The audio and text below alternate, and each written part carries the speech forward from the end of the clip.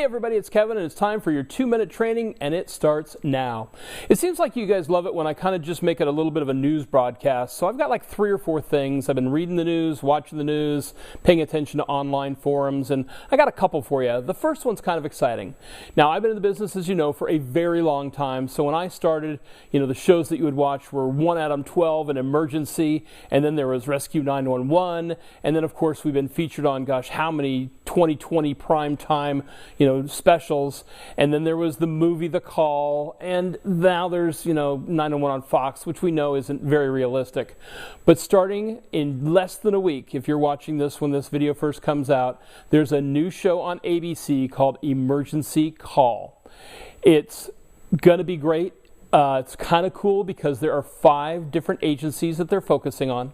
They're going to do 8 episodes and see what the appetite for this show is like. It's a reality-based show. It is not a drama, though obviously you know what it's like working in a comm center. It'll be plenty dramatic.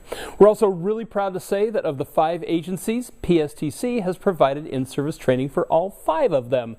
So they haven't leaked all of the agencies yet, but they have leaked that Austin and Wasilla, Alaska, and Weber County up in Utah. So those 3 I can say. The other 2 you will see on some premieres, and we're going to show you a premiere right about now.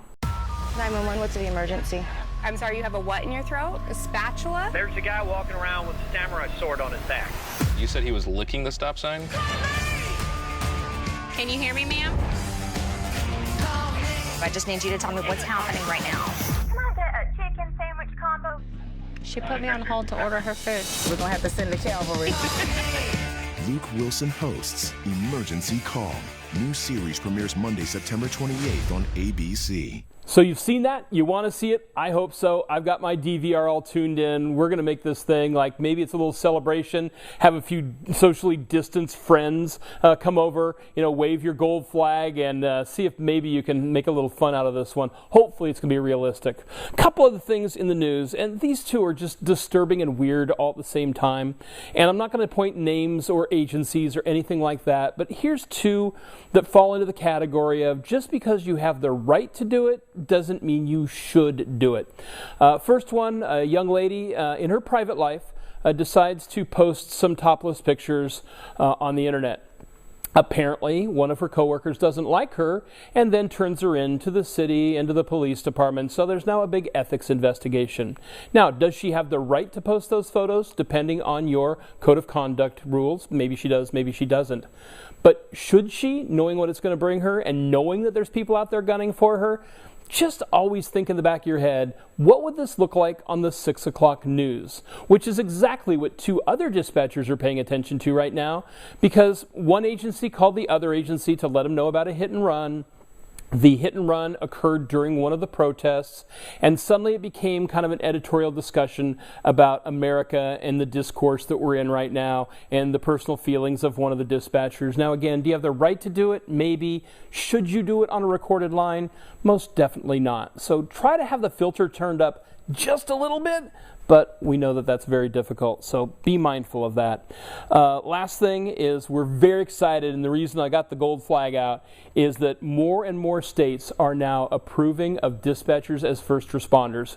We're based in California, as you know, and Governor Newsom here in California last Friday signed that California will have the new designation as first responder, and we join Texas and other states that are trying, Tennessee, Indiana, Maryland, Ohio, West Virginia, and hopefully yours too.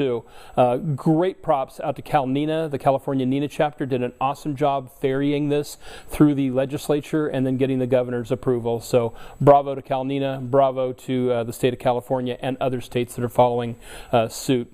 Now, we're taping this on the Monday before it's going to be released on Wednesday. And there's another tropical storm, possible hurricane, headed for Texas, and then it's going to wander through Louisiana. If you did not know, about 10 dispatchers lost their homes during the last hurricane that came through, Hurricane Laura, just a few weeks ago.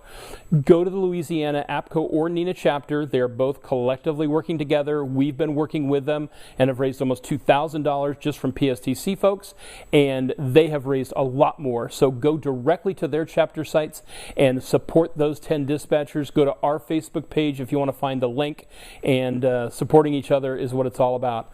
Go out and make it a fantastic shift. Thanks for watching. This has been your 2-Minute Training.